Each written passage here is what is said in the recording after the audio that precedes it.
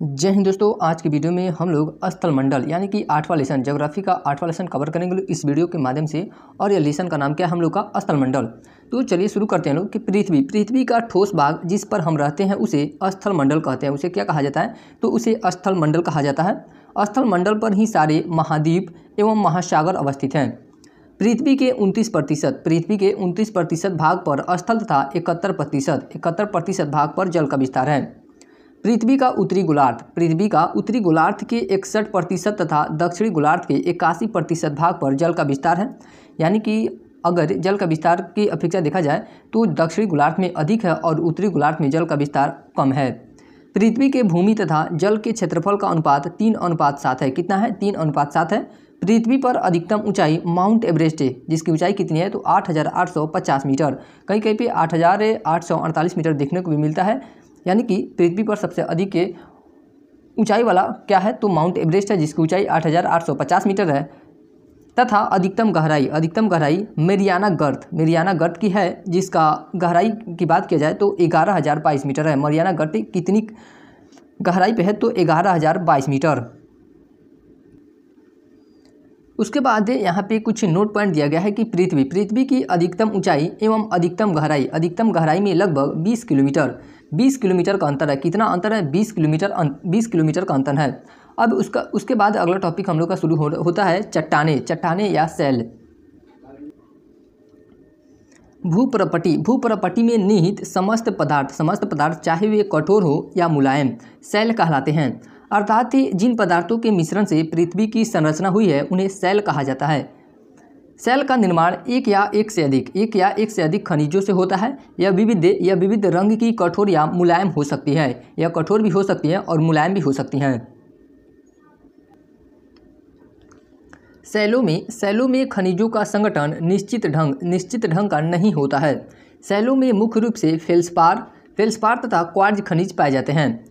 उसके बाद है चट्टानों या सैलों का वर्गीकरण। अब इस चट्टानों का वर्गीकरण देखते हैं लोग। तो भूपृष्ठ पर पाई जाने वाली सैलों को संरचना एवं गुणों के आधार पर 3 भागों में बांटा जाता है। कितने भागों में बांटा जाता है? तो 3 भागों में बांटा जाता है।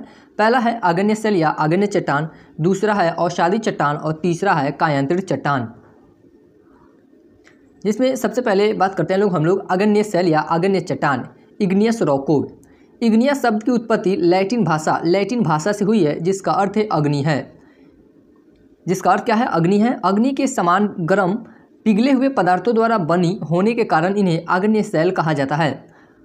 हमारी पृथ्वी ठोस अवस्था में आने से पूर्व द्रव अवस्था से होकर गुजरी थी और सबसे पहले पृथ्वी पर बड़े पैमाने पर आग्नेय सैलों का ही निर्माण हुआ था। सबसे पहले किस चट्टानों का निर्माण हुआ था? तो आग्नेय चट्टानों का ही निर्माण हुआ था।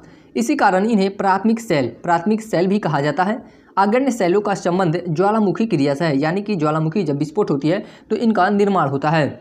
अब आग्नेय चट्टानों की विशेषता देखते हैं लोग कि इनकी क्या क्या विशेषता होती है। तो विशेषता है, पहली विशेषता, आग्नेय चट्टान रवेदार, कठोर तथा दानेदार होती हैं। ये रवेदार, कठोर तथा दानेदार होती हैं। इन चट्टानों में परत नहीं पाई जाती है। इन चट्टानों में जीवाश्म भी नहीं पाए जाते हैं। आग्नेय चट्टान सबसे कठोर चट्टान होती हैं।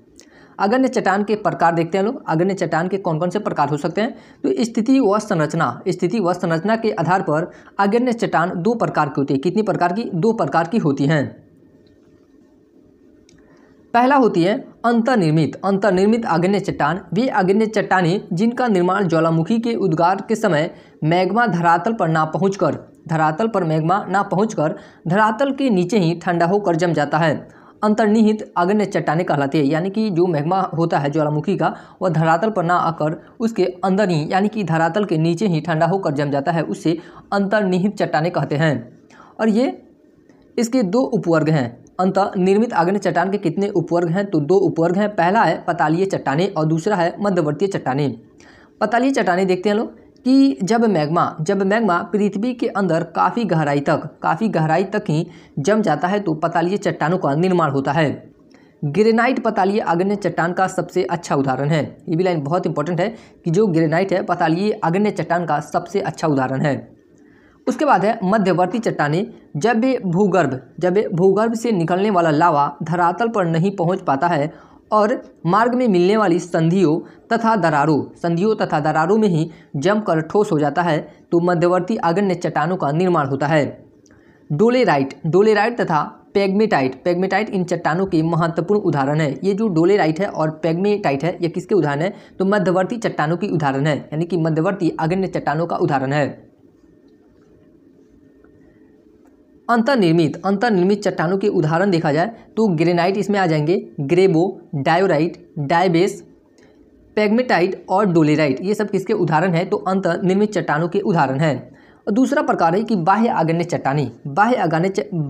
चट्टानें जब मैग्मा किसी कारणवश धरातल पर ज्वालामुखी के रूप में बाहर निकलकर ठंडा होकर ठोस रूप धारण कर लेता है, तो इसे बाह्य या बहिर्वेदी आग्नेय चट्टान कहते हैं। बेसाल्ट इन चट्टानों का प्रमुख उदाहरण है। बेसाल्ट किसका उदाहरण है? तो बाह्य आग्नेय चट्टान का उदाहरण है। अन्य उदाहरण में देखा जाए तो ऑब्सीडियन, झांबा, स्कोरिया, टफ, शोलाइट, एंडीसाइट, ये सब किसके उदाहरण है? तो बाह्य आग्नेय चट्टानों के उदाहरण है। आर्थिक रूप से ये उपयोगी चट्टानें हैं। इनमें हमें चुंबकीय लोहा, निकल, तांबा, शीशा, जस्ता, क्रोमाइट, मैग्नीज, सोना आदि प्राप्त होते हैं। पेग्माटाइट क्या होता है? तो कोडरमा, ये झारखंड में है। कोडरमा कहाँ है? तो झारखंड में। कोडरमा में पाया जाने वाला अवरक इसी आग्नेय चट्टान से प्राप्त होता है। उसके बाद अगला टॉपिक है कि आग्नेय चट्टानों का रूपांतरण किन चट्टानों में होता है, तो उसको देखते हैं लोग। तो एक तरफ दिया गया आग्नेय चट्टानें और दूसरा तरफ दिया है कायांतरित चट्टानें, यानी कि इनका रूपांतरण होकर कौन सी चट्टानें बनती हैं? तो ग्रेनाइट का जब रूपांतरण होता है तो वह नीस में बदल जाता है। किस में बदल जाता है? नीस में बदल जाता है। ग्रेबो का रूपांतरण होता है तो वे चट्टानें किस में बदल जाती हैं? तो सर्पेंटाइन में बदल जाती हैं। उसी तरह बेसाल्ट सिस्ट में बदल जाता है। बिटुमिन कोयला ग्रेफाइट में बदल जाता है। उसके बाद अगला चट्टान है औषाधी सेल यानी कि औषाधी चट्टान, सेडिमेंट्री रॉक।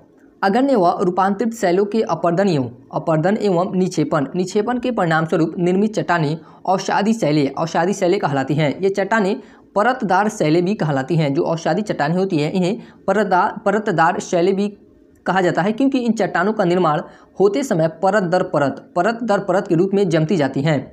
इन चट्टानों में जीवाश्म पाए जाते हैं, यानी कि औषाधी चट्टानों में जीवाश्म पाए जाते हैं, जिसके अंतर्गत कोयला, पेट्रोलियम, गैस, खनिज आदि मिलते हैं।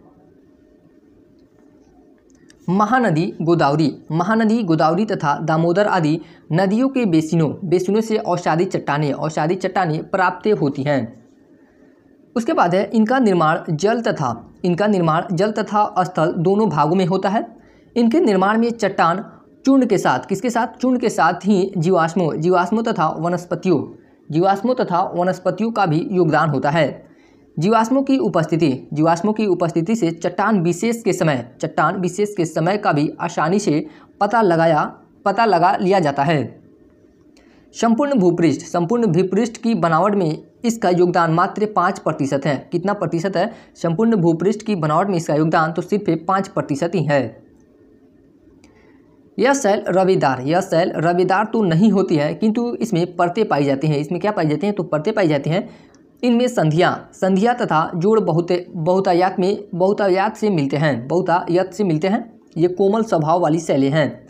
निर्माण पद्धति के आधार पर औषाधी सेलों का वर्गीकरण 3 प्रमुख समूहों में किया जाता है। कितने प्रमुख समूहों में किया जाता है? तो 3 प्रमुख समूहों में किया जाता है। पहला देखते हैं लोग कि यांत्रिक रूप से निर्मित औषाधी सेल का उदाहरण कौन कौन से हैं? तो बलुआ पत्थर, पिंडशिला, कौन है? पिंडशिला। उसके बाद है चूना पत्थर, शेल, लोयस, कांग्लोमेरेट, सिल्टे, मृत्तिका आदि। ये किसके उदाहरण है? तो यांत्रिक रूप से निर्मित औषाधी सेल का उदाहरण है। उसके बाद दूसरा है कि कार्बनिक रूप से निर्मित औषाधी सेल का उदाहरण गिजराइट हो जाएगा। गिजराइट के बाद आपका चूना पत्थर हो जाएगा।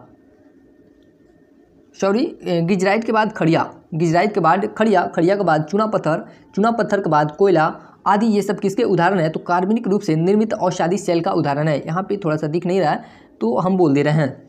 उसके बाद तीसरा है कि रासायनिक रूप से निर्मित औषधि सेल का उदाहरण में श्रृंग पत्थर, कौन सा पत्थर, श्रृंग पत्थर। उसके बाद चूना पत्थर, हेलाइट, पोटारा आदि इसके अंतर्गत आते हैं, रासायनिक रूप से निर्मित औषधि सेल के अंतर्गत आते हैं। आगरा का किला, ये इंपॉर्टेंट है, आगरा का किला तथा दिल्ली का लाल किला बलुआ पत्थर नामक औषधि चट्टानों से बना है। किससे बना है, तो बलुआ पत्थर नामक औषधि चट्टानों से आगरा का किला तथा दिल्ली का लाल किला बना है। उसके बाद है तीसरा हम लोग का चट्टान, कायांतरित चट्टान, मेटामॉर्फिक रॉक है। कायांतरित सेलों की उत्पत्ति अग्न्य और औषधि सेलों के गहराई में दब जाने पर गर्मी और दाब के प्रभाव से होती है। पृथ्वी के भीतरी भाग में गर्मी एवं दाब के कारण सेलों में भौतिक और रासायनिक परिवर्तन होते हैं। कौन सा परिवर्तन होता है, तो भौतिक और रासायनिक परिवर्तन होते हैं। इन परिवर्तनों के द्वारा मूल चट्टानों में या तो नए खनिज बन जाते हैं या सेलों की संरचना बदल जाती है। इस क्रिया को शैलों का कायांतरण कहते हैं।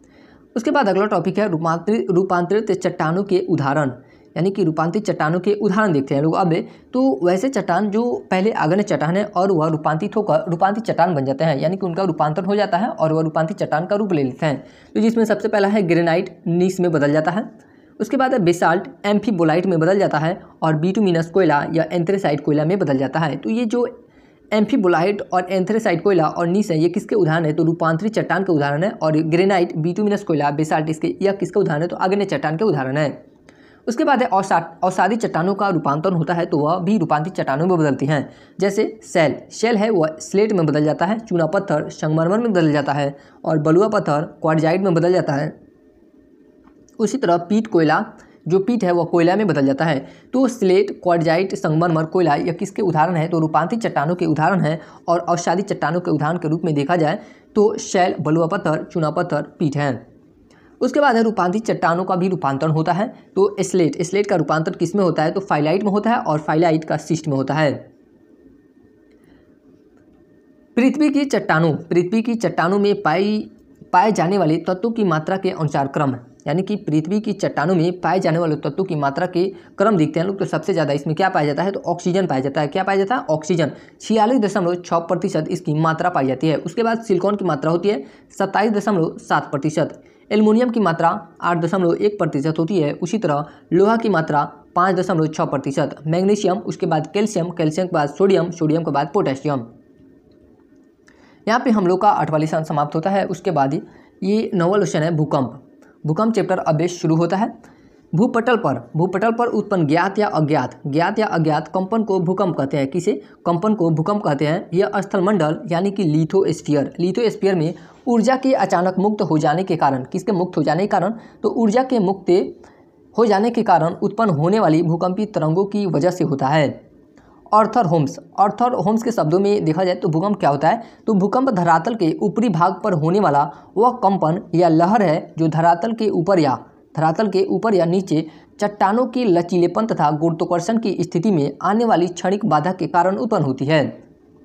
सिस्मोलॉजी क्या होती है, तो भूकंपों का अध्ययन करने वाले विज्ञान को सिस्मोलॉजी कहते हैं। भूकंपों का अध्ययन करने वाले विज्ञान को क्या कहा जाता है, तो सिस्मोलॉजी कहा जाता है।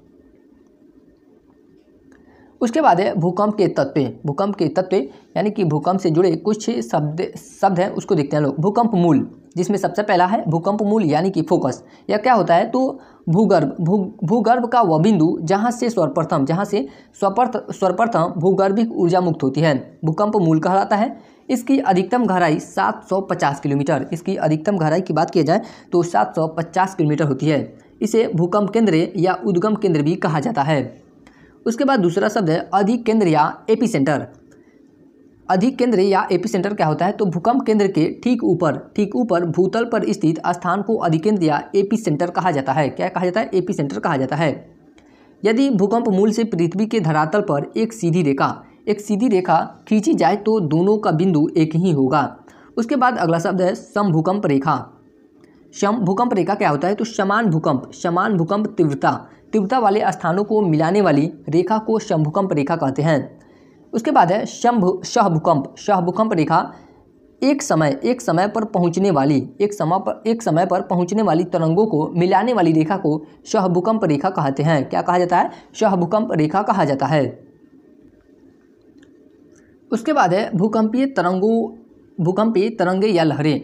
पृथ्वी के हिलने पर भूकंप तरंगों का प्रसार चारों दिशाओं में होता है, जिसकी शुरुआत भूकंप केंद्र से होती है। इसकी शुरुआत कहाँ से होती है? तो भूकंप केंद्र से होती है।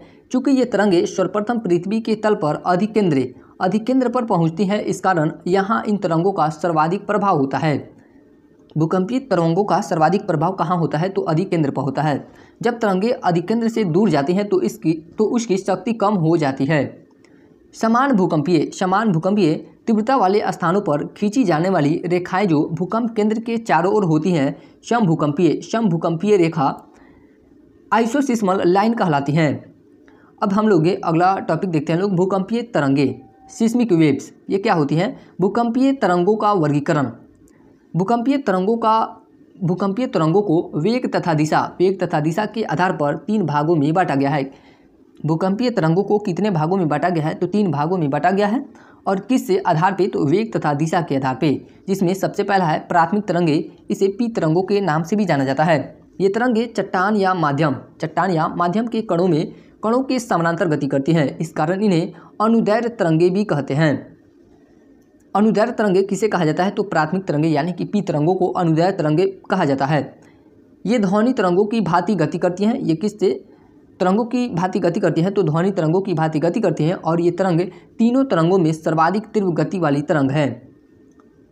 इनकी औसत गति की बात किया जाए तो 8 किलोमीटर प्रति सेकंड होती है। ये तरंगे ठोस तथा तरल दोनों माध्यम में गति कर सकती है, परंतु तरल माध्यम में इनकी गति मंद होती है। ये तरंगे धरातल पर सर्वप्रथम पहुँचती हैं। जो पी तरंगे हैं यही धरातल पर सबसे पहले पहुँचती हैं, इसलिए इन्हें प्राथमिक या मुख्य तरंगे कहते हैं। उसके बाद ये दूसरी तरंग है द्वितीयक तरंगे। इसे एस तरंग भी कहा जाता है। ये तरंगे चट्टान या माध्यम में कणों के समकोण पर गति करती हैं। किस पे? समकोण पर गति करती हैं, इस कारण इन्हें अनुप्रस्थ तरंगे कहते हैं। ये प्रकाश तरंगों की भांति गति करती हैं और इन तरंगों की गति पी तरंगों की तुलना में कम होती है। इनकी औसत गति यानी कि द्वितीयक तरंगों की औसत गति की बात की जाए तो 4.5 किलोमीटर प्रति सेकंड होती है। कितना? 4.5 किलोमीटर प्रति सेकंड होती है। ये तरंगे केवल ठोस माध्यम में गति कर सकते हैं। ये लाइन बहुत इंपॉर्टेंट है कि यह तरंगे किस माध्यम में गति करती हैं। ऊपर भी देखिए लोग, तो यहाँ से भी क्वेश्चन बनता है ये तरंगे किस माध्यम में गति करती हैं, तो केवल ठोस माध्यम में गति कर सकती हैं। तरल माध्यम में प्राय लुप्त हो जाती हैं, इस कारण सागरीय भागों में ये तरंगे लुप्त हो जाती हैं। ये तरंगे धरातल पर प्राथमिक तरंगों के बाद पहुँचती हैं, इसलिए इन्हें द्वितीयक या गौण तरंगे भी कहते हैं। जो एस तरंगे हैं वह प्राथमिक तरंगों के बाद पे पहुंचती हैं धरातल पर, तो इसलिए इन्हें क्या कहा जाता है? तो द्वितीयक तरंग या गौण तरंगे भी कहते हैं। उसके बाद अंतिम तरंग है धरातलीय तरंगे या एल तरंगे। इसे अधिकतर नामों से यानी कि एल तरंगों के नाम से ही जाना जाता है। ये तरंगे अधिकेंद्र पर पी तथा एस तरंगों की चोट से उत्पन्न होकर धरातल के निकट ही चलती है। एल तरंगों की खोज एच.डी. लॉब ने की थी। एल तरंगों की खोज किसके द्वारा की गई थी? तो एच.डी. लॉब के द्वारा की गई थी, जिस कारण इसे लॉब तरंग भी कहा जाता है, यानी कि लॉब वेव भी कहा जाता है। इन तरंगों की गति सबसे कम होती है, लगभग 3 किलोमीटर प्रति सेकंड। कितना? लगभग 3 किलोमीटर प्रति सेकंड। ये तरंगे पृथ्वी का चक्कर लगाकर अधिकेंद्र पर पहुंचती हैं, इसलिए धरातल पर आने में सबसे अधिक समय लगता है इनको। ये तरंगे ठोस एवं तरल दोनों माध्यम में गति कर सकती हैं। ये सर्वाधिक विनाशकारी तरंगे हैं, यानी कि हम लोग PSLV 3 तरंगों देखे हैं लोग, जिसमें से सबसे विनाशकारी तरंगों में एल तरंग है। कौन है? एल तरंग है। उसके बाद अगला टॉपिक है भूकंपीय छायाक्षेत्र। ये थोड़ा सा डिफिकल्ट टॉपिक है और इसको समझने के लिए अगर आप लोग गूगल सर्च करेंगे लोग कि भूकंपीय छायाक्षेत्र क्या होता है, तो वहाँ पे एक चित्र आएगा। चित्र के माध्यम से भी देख सकते हैं लोग, यानी कि इसका मतलब यही होता है कि जहाँ भूकंप का प्रभाव नहीं पड़ता है उसे ही भूकंपीय छायाक्षेत्र कहा जाता है। शॉर्ट अगर टर्म में देखा जाए तो पृथ्वी का वह क्षेत्र जहाँ भूकंप तरंगें नहीं पहुँच पाती हैं, अर्थात भूकंप लेखी यंत्र यानी कि सिस्मोग्राफ पर अभिलेखित नहीं होती हैं, भूकंपीय छायाक्षेत्र कहलाता है।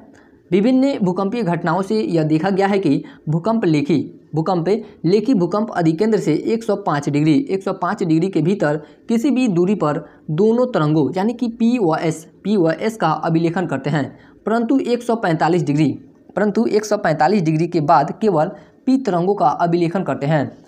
105 डिग्री के बाद इस क्षेत्र में एस तरंगें नहीं पहुंचती हैं। इस प्रकार देखा जाए तो पी तरंगों का छाया क्षेत्र कितना होता है, यही क्वेश्चन बार बार पूछता है। अगर हाई लेवल में इसे छाया क्षेत्र से क्वेश्चन बनाना होगा तो बस यही पूछता है कि पी तरंगों का छाया क्षेत्र कितना होता है, तो 105 डिग्री से लेकर 145 डिग्री कितना होता है, 105 डिग्री से लेकर 145 डिग्री। उसके बाद एस तरंग का छाया क्षेत्र 105 डिग्री से लेकर 105 डिग्री तक। उसके बाद अगला टॉपिक है भूकंप मापन। भूकंप का मापन कैसे किया जाता है उसको देखते हैं लोग। सिस्मोमीटर तथा सिस्मोग्राफ। सिस्मोमीटर एक वैज्ञानिक उपकरण है जो भूकंपीय तरंगों की तीव्रता को मापता है। जो सिस्मोमीटर होता है वह किसकी माप करता है, तो भूकंपीय तरंगों की तीव्रता को माप करता है। जबकि सिस्मोग्राफ एक ग्राफ पेपर है जिसमें भूकंपीय तरंगों का अंकन किया जाता है। उसके बाद है रिक्टर स्केल क्या होता है, तो इस स्केल का आविष्कार चार्ल्स रिक्टर के द्वारा 1935 में किया गया था। कब किया गया था, 1935 में किया गया था, जिसमें 1 से 10 तक अंक होते हैं। इस स्केल पर प्रत्येक अगली इकाई पिछली इकाई की तुलना में 10 गुना अधिक तीव्रता रखती है। यानी कि 1 के बाद अगर 2 है, 2 आ रहा है तो यानी कि अगर 1 तीव्रता का भूकंप है, अगर इसको 2 पे जाना है तो यानी कि अगर 2 पे गया है तो यह 10 गुना अधिक तीव्रता रखता है। यानी कि 1 से जब 2 पे जाएगा तो इसका कितना बढ़ेगा, तो 10 गुना अधिक तीव्रता बढ़ जाएगा। उसके बाद है मर्केली स्केल। यह अनुभव आधारित स्केल है। यह किस आधारित स्केल है, यह अनुभव आधारित स्केल है जिसमें 12 मापक हैं। कितने मापक हैं, तो 12 मापक हैं। उसके बाद अगला टॉपिक देखते हैं लोग कि भूकंप का वितरण कहाँ कहाँ पे है। प्रशांत महासागर तटीय पेटी, जिसमें सबसे पहला है प्रशांत महासागर तटीय पेटी। विश्व के 68% भूकंप इसी क्षेत्र में आते हैं, इसलिए इसे अग्नि मेखला या रिंग ऑफ फायर, यही नाम प्रचलित है कि रिंग ऑफ फायर भी कहते हैं। रिंग ऑफ फायर किसे कहा जाता है, तो प्रशांत महासागर तटीय पेटी को रिंग ऑफ फायर कहा जाता है। उसके बाद है मध्य महाद्वीपीय पेटी। विश्व के 21% भूकंप इसी क्षेत्र में आते हैं।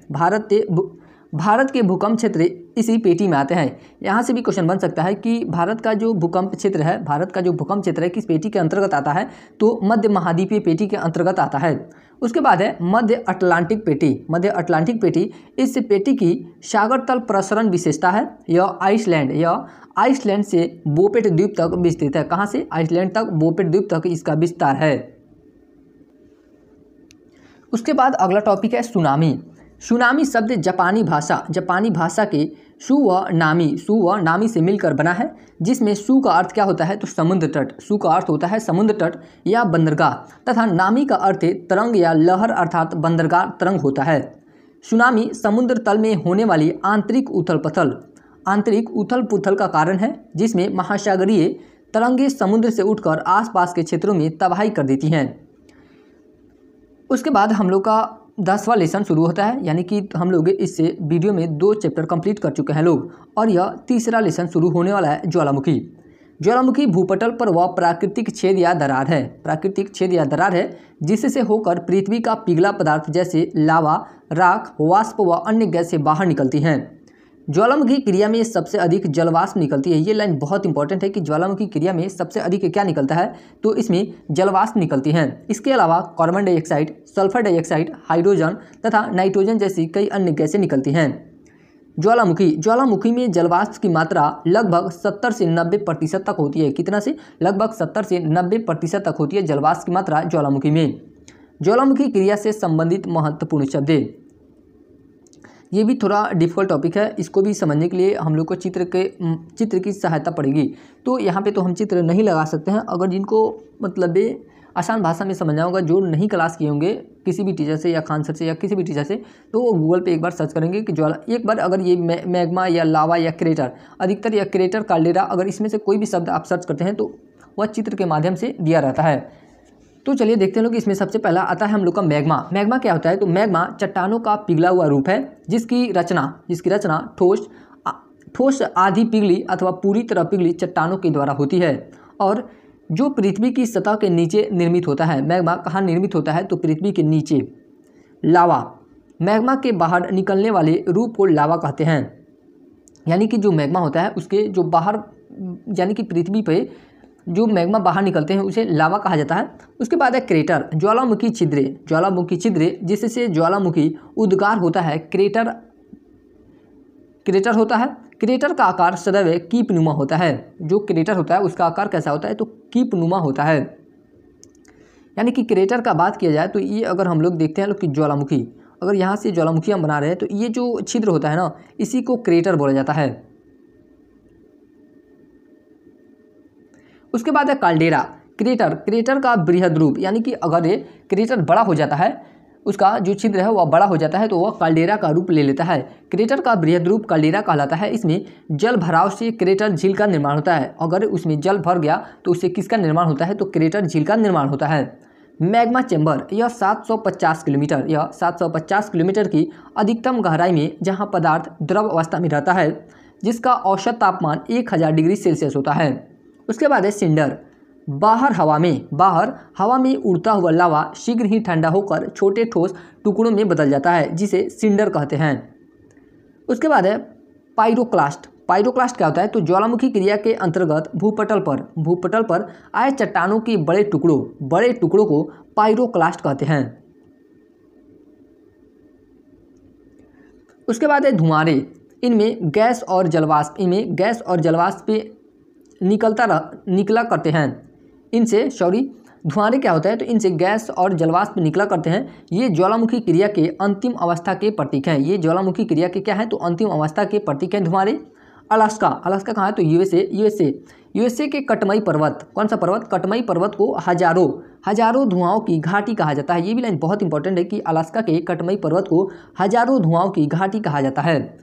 ईरान का कोह सुल्तान या कोहे सुल्तान तथा न्यूजीलैंड का व्हाइट द्वीप प्लेटी की खाड़ी में स्थित प्रसिद्ध धुआंरे हैं।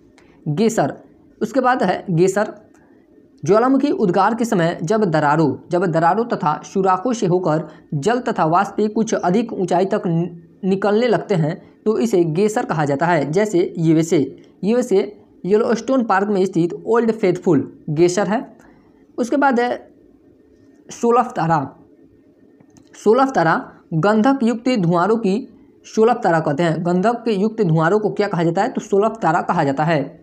फोसा मैग्ना ज्वालामुखी पर्वतों की श्रृंखला को फोसा मैग्ना कहा जाता है। ज्वालामुखी पर्वतों की श्रृंखला को क्या कहा जाता है? फोसा मैग्ना कहा जाता है। उसके बाद कुछ, यानी कि यह स्टैटिक टॉपिक है। विश्व का सर्वाधिक सक्रिय ज्वालामुखी कौन है? तो किलौआ या किलाउ ज्वालामुखी है। विश्व का सबसे ऊंचा ज्वालामुखी पर्वत कोटोपैक्सी जो इक्वाडोर में है। विश्व का सबसे ऊंचा ज्वालामुखी पर्वत कौन है? तो कोटोपैक्सी है जो इक्वाडोर में स्थित है। विश्व का सबसे ऊंचाई पर स्थित सक्रिय ज्वालामुखी कौन सा? सक्रिय ज्वालामुखी ओजस डेल सलाडो है। कौन है? ओजस डेल सलाडो, जो एंडीज पर्वतमाला में अर्जेंटीना चिली देश की सीमा पर स्थित है। ओजस डेल सलाडो ज्वालामुखी कहाँ पे स्थित है? तो यह एंडीज पर्वतमाला में अर्जेंटीना चिली देश की सीमा पर स्थित है। विश्व की सर्वाधिक ऊंचाई पर स्थित शांत ज्वालामुखी एकांकागुआ है। कौन है? एकांकागुआ, जो कि एंडीज पर्वतमाला पर स्थित है। किलिमंजारो, जो तंजानिया में स्थित है। किलिमंजारो अफ्रीका महाद्वीप का सबसे ऊंचा ज्वालामुखी पर्वत है। किलिमंजारो तंजानिया में स्थित है, अफ्रीका महाद्वीप का सबसे ऊंचा ज्वालामुखी पर्वत है। बहुत किसी को थोड़ा सा इरिटेटिंग लगता है बार बार रिपीट करने से, लेकिन एक फ़ायदा है बार बार रिपीट करने से कि अगर आप पे बार बार उस चीज़ को सुनते हैं तो जो याद करने की क्षमता है, रिमेंबर करने की क्षमता है, वो बढ़ती है। तो इससे आप लोग इरिटेट ना हो। अब हम लोग ये ज्वालामुखी के प्रकार देखते हैं लोग, जिसमें सबसे पहला है जागृत ज्वालामुखी एक्टिव वोल्केनो।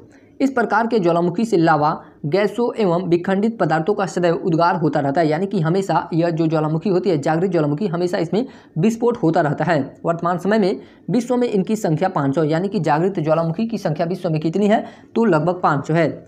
इटली के एटना तथा स्ट्रोम्बोली ज्वालामुखी सक्रिय ज्वालामुखी का सर्वोत्तम उदाहरण प्रस्तुत करते हैं। जो एटना और स्ट्रोम्बोली इटली के ज्वालामुखी हैं वह किस प्रकार के ज्वालामुखी हैं, तो सक्रिय ज्वालामुखी के उदाहरण हैं। वर्तमान में संसार का सर्वाधिक सक्रिय ज्वालामुखी किलाउ है, जो अमेरिका के हवाई द्वीप में स्थित है। यह कहाँ पर स्थित है किलाउ ज्वालामुखी, तो यह अमेरिका के हवाई द्वीप में स्थित है।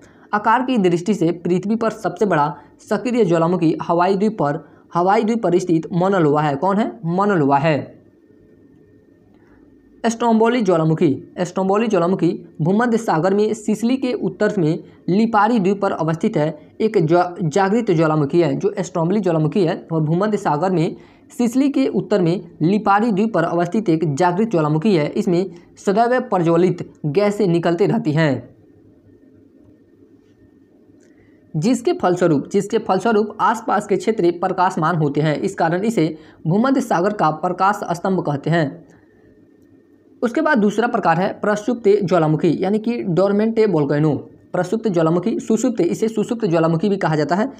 ऐसा ज्वालामुखी जो वर्षों में सक्रिय नहीं है, यानी कि वर्षों से सक्रिय, यानी उसमें विस्फोट नहीं हुआ है कई वर्षों से, किंतु पुनः उद्गार होने की संभावना रहती है, सुषुप्त ज्वालामुखी कहलाती हैं।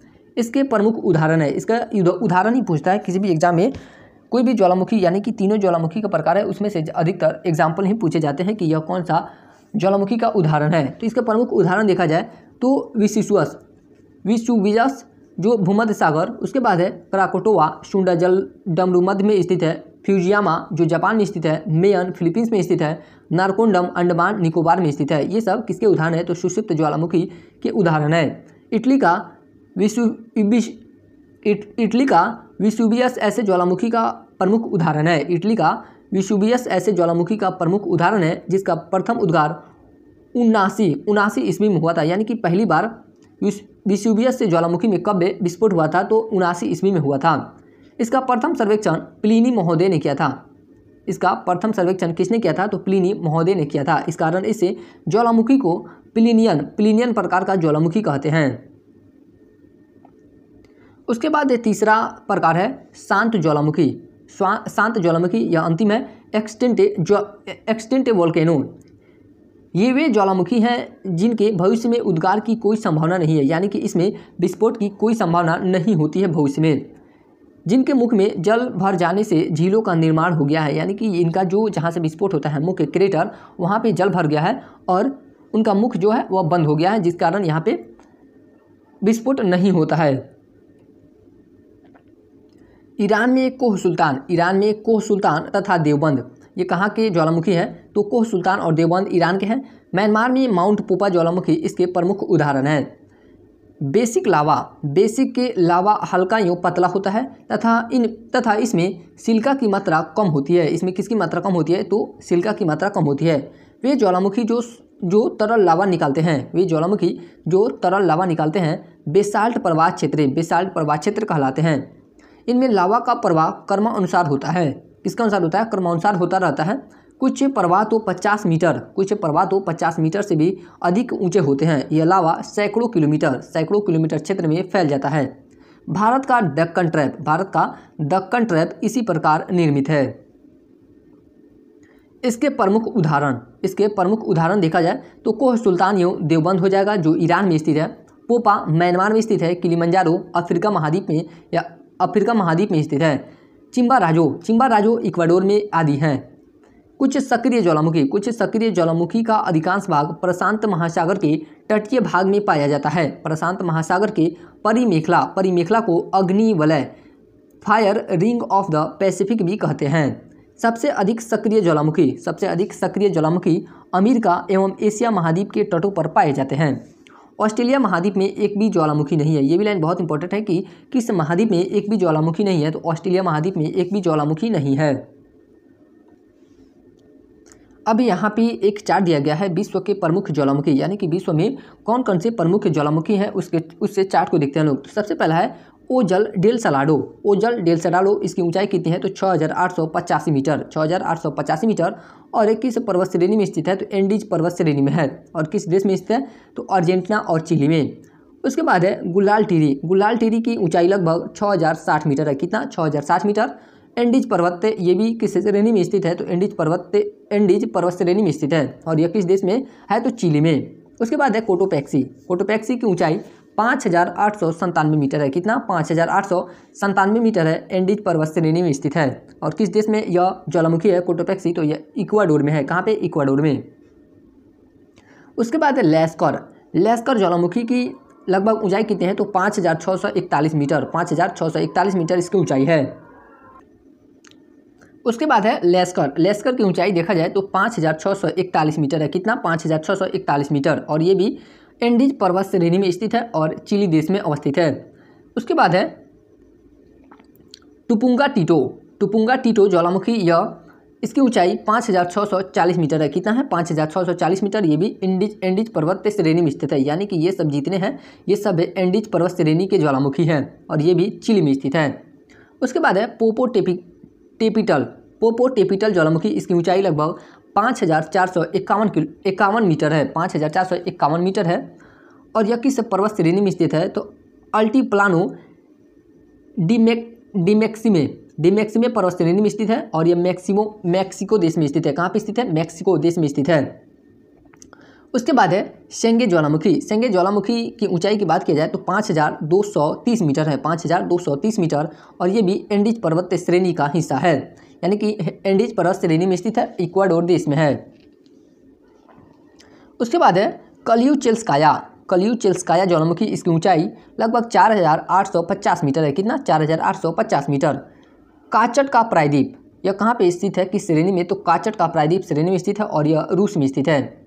उसके बाद है प्यूरेस। प्यूरेस ज्वालामुखी की ऊंचाई लगभग 4,590 मीटर है। 4,590 मीटर और यह एंडीज पर्वत श्रेणी में। कहाँ पे? एंडीज पर्वत श्रेणी में और ये भी कोलंबिया और किस देश में स्थित है, तो कोलंबिया देश में स्थित है।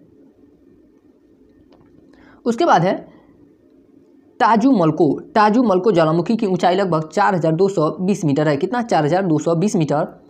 कोलंबिया देश और ग्वाटेमाला, यानी कि ग्वाटेमाला और कोलंबिया दोनों में स्थित है। उसके बाद है मोनालोआ। मोनालोआ ज्वालामुखी की ऊंचाई लगभग 4,170 मीटर है। कितना? 4,170 मीटर और यह हवाई द्वीप पर है। कहाँ पे? हवाई द्वीप पर है, संयुक्त राज्य अमेरिका में। कहाँ पे? संयुक्त राज्य अमेरिका में। उसके बाद है टकाना ज्वालामुखी। टकाना ज्वालामुखी की ऊंचाई लगभग 4,078 मीटर है। कितना है? 4,078 मीटर। सियरा माद्रे श्रेणी में स्थित है और ग्वाटेमाला देश में है। कहाँ पे? ग्वाटेमाला देश में। माउंट कैमरून ज्वालामुखी की ऊंचाई लगभग 4,070 मीटर है। कितना है? 4,070 मीटर। कैमरून यानी कि अफ्रीका महाद्वीप का देश है और यहाँ पे स्थित है यह माउंट कैमरून। लसाओ फेरी। उसके बाद है लसाओ फेरी ज्वालामुखी। इसकी ऊंचाई 1280 मीटर है। कितना है? 1280 मीटर। सेंट विसेंट द्वीप पर स्थित है और अटलांटिक देश पर है। उसके बाद है सेंटोरिनी ज्वालामुखी। इसकी ऊंचाई लगभग 584 मीटर है। कितना? 584 मीटर और चेरा में स्थित है। कहाँ पे? चेरा में, ग्रीस यूनान देश में। कहाँ पे? ग्रीस यूनान देश में। उसके बाद है माउंट एटना। इसकी ऊंचाई की बात की जाए तो 3,329 मीटर है। कितना? 3,329 मीटर है। काकेकस पर्वत श्रेणी में स्थित है और यह कहाँ पे है, तो किस देश में है, तो इटली में है। उसके बाद है विसुवियस। इसकी ऊंचाई लगभग 6,990 मीटर है। 6,990 मीटर है। नेपल्स की खाड़ी की श्रेणी में, यानी कि नेपल्स की खाड़ी में है और नेपल्स की खाड़ी, यहाँ पे देश का नाम नहीं दिया गया, देश हो गया आपका नेपल्स। उसके बाद है किलीमंजारो की ऊंचाई लगभग 5,895 मीटर है। 5,895 मीटर है और किलीमंजारो पर्वत पर स्थित है और तंजानिया देश में स्थित है। कहाँ पे? तंजानिया देश में। उसके बाद है मोनालाओ ज्वालामुखी लगभग 13,679 फीट है। कितना? 13,679 फुट इसकी ऊंचाई है। हवाई द्वीप पर स्थित है और किस देश में है, तो हवाई द्वीप। उसके बाद है म्याना ज्वालामुखी की ऊंचाई लगभग 2,463 मीटर है। 2,463 मीटर लुजोन द्वीप पर स्थित है और फिलीपींस देश में अवस्थित है। उसके बाद है माउंट रेनिमर की ऊंचाई लगभग 4,394 मीटर है। कितना? 4,394 मीटर। कास्केड पर्वत श्रेणी में स्थित है, संयुक्त राज्य अमेरिका में है। चिम्बोराजो की ऊंचाई लगभग 6,263 मीटर है। कितना? 6,263 मीटर और एंडीज पर्वत श्रेणी में है। एंडीज पर्वत श्रेणी का भाग है, इक्वाडोर में स्थित है। उसके बाद बात किया जाए तो एल मिस्टी ज्वालामुखी की ऊंचाई लगभग 5,829 मीटर है। कितना है? 5,829 मीटर। और ये भी एंडीज पर्वत श्रेणी का भाग है, पेरू देश में अवस्थित है। एकांकागुआ ज्वालामुखी की ऊंचाई लगभग 6,961 मीटर है। कितना? 6,961 मीटर है। और ये भी एंडीज पर्वतीय श्रेणी का भाग है, दक्षिण अमेरिका देश में स्थित है। कहाँ पे? दक्षिणी अमेरिका में। सॉरी, देश नहीं होगा, महाद्वीप होगा। दक्षिणी अमेरिका महाद्वीप में स्थित है। उसके बाद एल्ब्रुज। एल्ब्रुज की ऊंचाई लगभग 5,682 मीटर है। कितना? 5,682 मीटर। और एल्ब्रुज पर्वतीय श्रेणी में स्थित है, जॉर्जिया देश में अवस्थित है।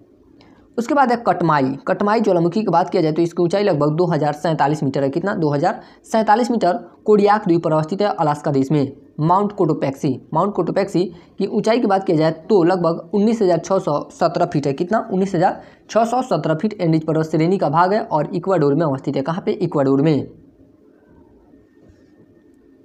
उसके बाद अगला टॉपिक हम लोग का है पर्वत। अगला टॉपिक का नाम क्या है? पर्वत धरातल के ऐसे ऊपर उठे भागों के रूप में पहचाने जाते हैं जिनका ढाल तीव्र होता है। क्या होता है? जिनका ढाल तीव्र होता है और शिखर भाग संकुचित होता है। साधारणतः 900 मीटर साधारणतः 900 मीटर से अधिक ऊंचाई वाले क्षेत्र को पर्वत और कम ऊंचाई वाले भाग को पहाड़ी कहते हैं। यानी कि अगर 900 मीटर से अधिक के कोई भी क्षेत्र होगा तो उसे पर्वत कहा जाएगा और उससे कम रहेगा तो उसे क्या कहा जाएगा? पहाड़ी कहा जाता है। पर्वत विश्व का 26% भाग घेरे हुए हैं, परंतु पर्वतों पर विश्व की केवल 1%, कितना? 1% जनसंख्या ही निवास करती है। विश्व का सबसे बड़ा गुंबदकार पर्वत सिनसितानी है जो यूएसए में है। कहाँ पे है? विश्व का सबसे बड़ा गुंबदकार पर्वत जिसका नाम क्या है? सिनसितानी, जो कहाँ पे है? तो यूएसए देश में स्थित है। उसके बाद देखते हैं लोग पर्वतों के प्रकार। पर्वत कितने प्रकार के होते हैं? तो सबसे पहला प्रकार है ब्लॉक पर्वत, जिसे भ्रंशोत्तर पर्वत भी कहा जाता है और इसे इंग्लिश में देखा जाए तो ब्लॉक माउंटेन्स कहा जाता है। क्या कहा जाता है? Block mountain. जब दो भ्रंशों के बीच का स्तंभ यथावत रहे तथा किनारे का स्तंभ नीचे धंस जाए तो ब्लॉक पर्वत का निर्माण होता है। और ये ब्लॉक पर्वत का उदाहरण का बात किया जाए तो इसमें से कौन कौन से पर्वत हैं जो ब्लॉक पर्वत के उदाहरण है? तो वास्टेज पर्वत जो फ्रांस यूरोप में स्थित है, यह किसके उदाहरण है? ब्लॉक पर्वत का। ब्लैक फॉरेस्ट, ये बहुत चर्चा में रहता है। ब्लैक फॉरेस्ट ये कहाँ पे है? तो जर्मनी, यूरोप में है। साल्ट रेंज पाकिस्तान में है। बिंद पर्वत भारत में है। सतपुड़ा ये भी भारत में है। सियरा नेवादा संयुक्त राज्य अमेरिका में है। ये सब जितने सारे पर्वत हैं किसके उदाहरण है? तो ब्लॉक माउंटेन के उदाहरण है। किसके? ब्लॉक माउंटेन के। उसके बाद यहाँ पे कुछ नोट पॉइंट दिया गया है कि हॉर्ज पर्वत क्या होता है? दो भ्रंशों के किनारे के स्तंभ यथावत रहें तथा बीच का स्तंभ ऊपर उठ जाए तो निर्मित पर्वत हॉर्ज पर्वत कहलाता है। क्या कहलाता है? हॉर्ज पर्वत कहलाता है। दूसरा पर्वत का प्रकार क्या है? तो अवशिष्ट पर्वत रेलिक्ट माउंटेन्स, ये पर्वत चट्टानों के अपर्दन के फलस्वरूप निर्मित होते हैं। उदाहरण के रूप में देखा जाए तो कौन कौन से पर्वत इसके अंतर्गत आते हैं, यानी कि अवशिष्ट पर्वत के उदाहरण है तो विंध्याचल, सतपुड़ा, नीलगिरी, अरावली, पारसनाथ, राजमहल की पहाड़ियाँ, जो ये सब कहाँ पे है? तो सब भारत में है। विंध्याचल भी भारत में है, सतपुड़ा भी भारत में है, नीलगिरी, अरावली, पारसनाथ, राजमहल की पहाड़ियाँ, ये सब भारत में है। सियरा नेवादा स्पेन में, मैसा बूटे अमेरिका में है। मैसा और बूटे कहाँ पे? तो अमेरिका में। और ये सब पर्वत किसके उदाहरण है? तो अवशिष्ट पर्वत के उदाहरण है। किसके? अवशिष्ट पर्वत के उदाहरण है। नोट पॉइंट दिया गया है कि सियरा नेवादा संयुक्त राज्य अमेरिका में भी है, जो कि एक ब्लॉक पर्वत का उदाहरण है। किसका उदाहरण है? तो यह ब्लॉक पर्वत का उदाहरण है। यहाँ पे हम लोग एक ही पर्वत को दो नाम से देखे हैं लोग, यानी कि दो नामों को अलग अलग, एक नाम है और अलग अलग पर्वत है। तो एक है सियरा नेवादा जो स्पेन में स्थित है और यह किसका उदाहरण है? तो अवशिष्ट पर्वत का उदाहरण है। जो सियरा नेवादा स्पेन में है वो किसका उदाहरण? तो अवशिष्ट पर्वत का उदाहरण है। वहीं एक और है इसी नाम से सियरा नेवादा जो संयुक्त राज्य अमेरिका में है। कहाँ पे? संयुक्त राज्य अमेरिका में है और यह किसका उदाहरण है? तो ब्लॉक पर्वत का उदाहरण है। उसके बाद तीसरा प्रकार हम लोग का पर्वतों का वलित पर्वत यानी कि फोल्डेड माउंटेन या फोल्ड माउंटेन। ये पृथ्वी की आंतरिक शक्तियों से धरातल की चट्टानों के मुड़ जाने से बनते हैं। ये लहरदार पर्वत होते हैं। किस प्रकार के पर्वत होते हैं? तो लहरदार पर्वत होते हैं जिन पर असंख्य अपनतियाँ और अभिनतियाँ होती हैं। विश्व के सबसे ऊंचे और सर्वाधिक विस्तृत मुर्दार वलित पर्वत होते हैं। विश्व के सबसे ऊंचे और सर्वाधिक विस्तृत कौन होते हैं? तो मुर्दार वलित पर्वत होते हैं। उदाहरण के तौर पर देखा जाए वलित पर्वत का, तो इसमें सबसे मोस्ट इंपॉर्टेंट उदाहरण आएगा हिमालय का। उसके बाद रॉकीज, एंडीज पर्वत, आल्प्स, यूराल तथा एटलस से, ये सब किसके उदाहरण हैं? तो ये सब वलित पर्वत के उदाहरण है। वलित पर्वतों के निर्माण का सर्वमान्य आधुनिक सिद्धांत प्लेट विवर्तनिकी यानी कि प्लेट टेक्टोनिक सिद्धांत है। ये भी सिद्धांत बहुत चर्चित है और ये मान्य भी है। अरावली पर्वतमाला विश्व की प्राचीनतम वलित पर्वतों में गिनी जाती है। यह प्राचीनतम वलित पर्वतों में गिनी जाती है अरावली पर्वतमाला। उसके बाद है गुंबदकार पर्वत, डोम माउंटेन्स। ज्वालामुखी क्रिया एवं स्थल भागों के ऊपर उठने से गुंबदकार पर्वत का निर्माण होता है। उदाहरण इसका देखा जाए गुंबदकार पर्वत का, तो ब्लैक हिल्स जो संयुक्त राज्य अमेरिका में स्थित है, यह किसका उदाहरण है? ब्लैक हिल्स तो गुंबदकार पर्वत का उदाहरण है। पांचवा है संचित तथा संग्रहित पर्वत यानी कि ज्वालामुखी पर्वत। इसे ज्वालामुखी पर्वत के नाम से भी जाना जाता है या कहा जाता है। अक्यूमुलेटेड माउंटेन्स, भूपटल पर ज्वालामुखी उद्गार से निकले लावा, मिट्टी, कंकड़ पत्थर के एक स्थान पर जमा होने से निर्मित पर्वत संचित पर्वत या ज्वालामुखी पर्वत कहलाता है। उदाहरण देखा जाए तो इसका फ्यूजियामा हो जाएगा जो जापान में स्थित है। फ्यूजियामा पर्वत कहाँ पे स्थित है? तो जापान में। उसके बाद है कोटोपैक्सी पर्वत, इक्वाडोर में स्थित है। यहाँ से कन्फ्यूजन नहीं होगा कि फ्यूजियामा ज्वालामुखी में भी पढ़े लो, तो पर्वत है और पर्वत में ही ज्वालामुखी है, तो जिस पर्वत पे ज्वालामुखी पाया जाता है उसके नाम पे ही रख दिया जाता है। उसके बाद है विश्व की सबसे लंबी पर्वत श्रेणी एंडीज पर्वत श्रेणी दक्षिण अमेरिका में स्थित है। कहाँ पे स्थित है? तो दक्षिण अमेरिका में स्थित है। और इसकी कुल लंबाई कितनी है? तो लगभग 7000 किलोमीटर है। कितनी है? 7000 किलोमीटर। विश्व की सबसे ऊंची चोटी माउंट एवरेस्ट है, 8848 मीटर इसकी ऊंचाई है। कितनी है? 8848 मीटर। कहीं कहीं 50 भी देखने को मिलता है, 8850 मीटर। और यह कहाँ पे स्थित है माउंट एवरेस्ट? तो यह नेपाल में स्थित है। एकांकागुआ जो अर्जेंटीना में स्थित है। एंडीज पर्वतमाला पर स्थित चोटी है जो दक्षिण अमेरिका महाद्वीप की सबसे ऊंची चोटी है। दक्षिण अमेरिका महाद्वीप की सबसे ऊंची चोटी कौन है? तो एकांकागुआ है। कौन है? एकांकागुआ। और यह किस देश में स्थित है? तो अर्जेंटीना में स्थित है। उसके बाद है माउंट एल्बर्ट रॉकी पर्वत श्रेणी की सबसे ऊंची चोटी है। रॉकी पर्वत श्रेणी की सबसे ऊंची चोटी कौन है? तो माउंट एल्बर्ट है। रॉकी विश्व की दूसरी सबसे लंबी पर्वत श्रेणी है। जो रॉकी पर्वत है वह विश्व की सबसे दूसरी लंबी पर्वत श्रेणी है।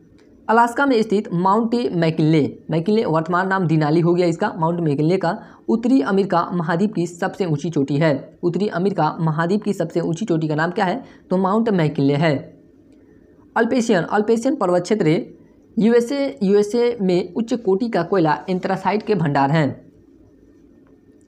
एटलस पर्वत श्रेणी अफ्रीकी महाद्वीप की सबसे लंबी पर्वत श्रेणी है। अफ्रीकी महाद्वीप की सबसे लंबी पर्वत श्रेणी कौन है? तो एटलस पर्वत श्रेणी है। इसकी सबसे ऊंची चोटी टाउबकल जो मोरक्को में है। अफ्रीका का सर्वोच्च शिखर माउंट किलिमंजारो जिसकी ऊंचाई 5895 मीटर है, तंजानिया में स्थित है। माउंट किलिमंजारो कहाँ पे स्थित है? तो यह तंजानिया में स्थित है। उसके बाद देखते हैं लोग पिरेनीज पर्वत फ्रांस और स्पेन के मध्य स्थित है। माउंट ब्लैक पर्वत आल्प्स पर्वत का सर्वोच्च शिखर है। आल्प्स पर्वत का सर्वोच्च शिखर कौन है? तो माउंट ब्लैक है। व्हाइट पर्वत कैलिफोर्निया में स्थित है। व्हाइट पर्वत कहाँ स्थित है? यह कैलिफोर्निया में स्थित है। काला पर्वत ब्लैक माउंटेन भूटान में स्थित है। काला पर्वत कहाँ पे स्थित है? या ब्लैक माउंटेन, तो यह भूटान में स्थित है। ब्रिटिश कोलंबिया को पर्वतों का सागर कहते हैं। किसको पर्वतों का सागर कहा जाता है? तो ब्रिटिश कोलंबिया को। उसके बाद यहाँ पे कुछ सिद्धांत दिए गए हैं पर्वत निर्माण के लिए, यानी कि पर्वतों के निर्माण के सापेक्ष कुछ सिद्धांतों का चर्चा किया गया है। तो कौन कौन से सिद्धांत है इससे संबंधित? तो हैरी हेस तथा मैकेंजी का प्लेज विवर्तनिक सिद्धांत पर्वतों के निर्माण से संबंधित है। कोबर का भूसन्नति सिद्धांत, ये सब जो टॉपिक है पीसीएस लेवल या यूपीएससी लेवल का टॉपिक के, यानी कि उसी में पढ़ाया जाता है कोबर का भूसन्नति सिद्धांत। उसके बाद है जेफ्रीज का तापीय संकुचन सिद्धांत, होम्स का संवहन तरंग सिद्धांत, वैगनर का महाद्वीपीय सिद्धांत। ये बहुत इंपॉर्टेंट है, वैगनर का महाद्वीपीय सिद्धांत। यहाँ से डायरेक्ट ऐसे क्वेश्चन बनता है कि महाद्वीपीय सिद्धांत किसके द्वारा दिया गया था? तो वैगनर के द्वारा। महाद्वीपीय विस्थापन, जॉली का रेडियो एक्टिविटी सिद्धांत, जॉली का रेडियो एक्टिविटी सिद्धांत प्रमुख उदाहरण देखा जाए यूरोप में आल्प्स पर्वत, एशिया में हिमालय, अफ्रीका में एटलस, ऑस्ट्रेलिया का ग्रेट डिवाइडिंग रेंज। उसके बाद अगला टॉपिक है पर्वत निर्माण काल के आधार। पर्वत निर्माण काल के आधार कौन कौन से हैं? तो पहला है प्री कैम्ब्रियन पर्वत, इसे चर्चियन पर्वत भी कहा जाता है। उसके बाद है कैलिडोनियन पर्वत, उसके बाद है हर्शियन पर्वत, उसके बाद है अल्पाइन पर्वत। यानी कि 4 भागों में बांटा गया है पर्वत निर्माण काल के आधार पर, जिसमें प्रारंभिक कैम्ब्रियन युग के काल में कौन कौन से पर्वतों का निर्माण हुआ था उसको देखते हैं लोग। प्रारंभिक कैम्ब्रियन युग में तो अरावली का निर्माण हुआ था और स्कैंडिनेवियाई का निर्माण हुआ था। और अरावली है वो या गोंडवाना लैंड का भाग था, उसके बाद है स्कैंडिनेवियाई या अंगारा लैंड का भाग था। उसके बाद है इसमें देखते हैं लोग अगला प्रकार कि कैलिडोनियन पर्वत में पूरा जीविक काल के अंतर्गत कौन कौन से पर्वतों का निर्माण हुआ था? तो अल्पेशियन पर्वत जो यूएसए में स्थित है, अल्ताई पर्वत, बोरोकन हिल्स पर्वत, आल्प्स पर्वत, इसका निर्माण पूरा जीविक काल में ही हुआ था। कहाँ पे हुआ था? पूरा जीविक काल में ही हुआ था। उसके बाद है हर्शिनियन पर्वत थे, इसमें उत्तर पूरा जीविक काल के अंतर्गत किससे पर्वतों का निर्माण हुआ था? तो पेंटागोनिया जो दक्षिण अमेरिका में स्थित है, डेकेंसबर्ग अफ्रीका में स्थित है, ब्लैक फॉरेस्ट जर्मनी में स्थित है, यूराल रूस में स्थित है। और इन पर्वतों का निर्माण उत्तर पूरा जीविक काल में हुआ था। कहाँ पे? उत्तर पूरा जीविक काल में हुआ था। उसके बाद है अल्पाइन पर्वत टर्शियरी काल या सीनोजोइक काल। इस काल में किन पर्वतों का निर्माण तो उसको देखते हो लोग। अल्पेशियन पर्वत जो यूएसए में स्थित है, ब्लैक फॉरेस्ट, बोहेमियन मैसिव और आयरलैंड, इन पर्वतों का निर्माण टर्शियर काल में हुआ था। भारत का अरावली पर्वत विश्व के सबसे पुराने वलित पर्वतों में गिना जाता है। इसकी सबसे ऊंची चोटी यानी कि अरावली पर्वत की सबसे ऊंची चोटी माउंट आबू के निकट गुरु शिखर है। कौन है? गुरु शिखर। अरावली पर्वत की सबसे ऊंची चोटी का नाम क्या है? गुरु शिखर है। मोलदार पर्वत विश्व के सबसे ऊंचे तथा सर्वाधिक विस्तृत पर्वत है। कैलिफोर्निया जो यूएसए में स्थित है का सियरा नेवादा पर्वत विश्व का सबसे अधिक विस्तृत ब्लॉक पर्वत है। ऊपर भी देखें हम लोग सियरा नेवादा के बारे में। संयुक्त राज्य अमेरिका का सिनसिनाती उभार ब्लैक हिल्स व विगहॉर्न्स गुंबदकार पर्वत के उदाहरण है। संयुक्त राज्य अमेरिका का जो सिनसिनाती उभार ब्लैक हिल्स व बिगहॉर्न्स गुंबदकार पर्वत के उदाहरण है। फ्यूजियामा जापान में है एवं कोटोपैक्सी इक्वाडोर भी इसी का उदाहरण है। इसका किसका उदाहरण है? तो गुंबदकार पर्वत का उदाहरण है फ्यूजियामा कोटोपैक्सी जो इक्वाडोर में स्थित है। पेनाइन यह पर्वत कहाँ पे है? तो यूरोप में। अल्पेशियन अमेरिका में है और भारत में अरावली, विंध्याचल एवं सतपुड़ा, नीलगिरी, पारसनाथ, राजमहल की पहाड़ियाँ, पर्वत श्रृंखला अवशिष्ट पर्वत के उदाहरण है। किसके उदाहरण है? तो ये सब हम लोग जहाँ इतने सारे देखे हैं पर्वतों, तो यह किसके उदाहरण है? तो अवशिष्ट पर्वत के उदाहरण है। वलित पर्वतों के निर्माण का आधुनिक सिद्धांत प्लेट टेक्टोनिक की संकल्पना पर आधारित है। किस पे आधारित है? तो प्लेट टेक्टोनिक की संकल्पना पे आधारित है। उसके बाद यहाँ पे कुछ चार्ट दिए गए हैं कि विश्व की प्रमुख पर्वत श्रृंखला और उनकी श्रेणियाँ। तो सबसे पहला है माउंट एवरेस्ट और यह किस देश में स्थित है? तो यह नेपाल में स्थित है और इसकी ऊंचाई की बात किया जाए तो 8,850 मीटर है। इसकी ऊंचाई कितनी है? 8,850 मीटर। उसके बाद दूसरे स्थान पे आता है K2, इसे गॉर्डीन ऑस्टिन भी कहा जाता है। K2 पर्वत को गॉर्डीन ऑस्टिन के नाम से भी जाना जाता है और यह भारत में स्थित है और इसकी ऊंचाई लगभग 8,611 मीटर है। कितना है? 8,611 मीटर। उसके बाद है नंगा पर्वत यह किस देश में है? तो यह भारत में स्थित है। कहाँ पे? भारत में स्थित है और इसकी ऊंचाई की बात किया जाए तो 8,126 मीटर है। कितना? 8,126 मीटर। उसके बाद है अन्नपूर्णा ये भी नेपाल में स्थित है और इसकी ऊंचाई की बात किया जाए तो लगभग 8,078 मीटर है। ग्रेसर ब्रह्म या ग्रेसर बूम यह पाकिस्तान में स्थित है। यह पर्वत कहाँ पे है? तो पाकिस्तान में और इसकी ऊंचाई कितनी है? तो 8,068 मीटर है। 8,068 मीटर। गोसाईथान पर्वत चीन में है और इसकी ऊंचाई 8,018 मीटर है। कितना है? 8,018 मीटर। नंदा देवी पर्वत यह भारत में स्थित है। कहाँ पे स्थित है? तो यह भारत में स्थित है और इसकी ऊंचाई 7,817 मीटर है। 7,817 मीटर।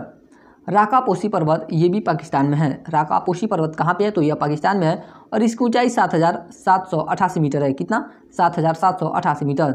कामेट या कामेट पर्वत यह भारत चीन पे स्थित है। कहाँ पे? भारत चीन में दोनों में स्थित है और इसकी ऊंचाई 7,756 मीटर है। कितना? 7,756 मीटर। कंचनजंगा, कंचनजंगा ये भी भारत और नेपाल दोनों देश में स्थित है। कंचनजंगा इसकी ऊंचाई 8,598 मीटर है। उसके बाद है लहात्से वन, लहात्से वन यह भी नेपाल में स्थित है। 8,510 मीटर इसकी ऊंचाई है। 8,510 मीटर लहात्से वन की ऊंचाई है। उसके बाद है मकालू वन, मकालू वन यह नेपाल और चीन में दोनों देश में स्थित है। मकालू पर्वत नेपाल और चीन दोनों देश में स्थित है और इसकी ऊंचाई 8,481 मीटर है। 8,481 मीटर। धौलागिरी ये नेपाल में अवस्थित है और इसकी ऊंचाई 8,172 मीटर है। नामचा बरवा, नामचा बरवा चीन में स्थित है। किसी देश का पर्वत है नामचा बरवा? तो चीन का, और इसकी ऊंचाई 7,756 मीटर है। गुडलमा धांता यह पर्वत चीन में है और इसकी ऊंचाई 7,728 मीटर है।